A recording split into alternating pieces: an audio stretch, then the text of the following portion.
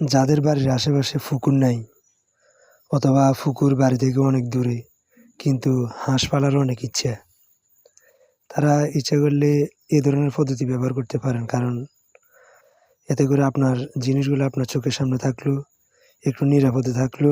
আপনার যখন মন চাইবে তখন ওদেরকে খাবার দিতে পারবেন বা মন চাইলে বসে একটু ওদের দেখতে পারবেন। এই ক্ষেত্রে আপনারা ওই যে মাছ বিক্রি করে যে ট্রেগুলো ইচ্ছেগুলো ওইগুলোও ব্যবহার করতে পারেন। টোটালি পানির ব্যবস্থা হলেই হলো। বা আপনি ছোট করে একটা গর্ত করে ইট দিয়ে পাকা করে ওইটাও ব্যবহার করতে পারেন। হাঁস যেহেতু পানি ছাড়া কল্পনা করা যায় না, তাহলে পানি অবশ্যই ওদের লাগবে, হয়তো কম বা বেশি। তবে এর আগে আপনাকে চারদিকে বন্ডিংয়ের ব্যবস্থা করতে হবে, আর না হলে তো এদিক সেদিক চলে যাবে। এই ধরনের হালকা পাতলা জায়গা কিন্তু সবারই থাকে, হয়তো আপনার ঘরের আশেপাশে বা ঘরের পিছনে বা কলের পাশে এরকম থাকেই।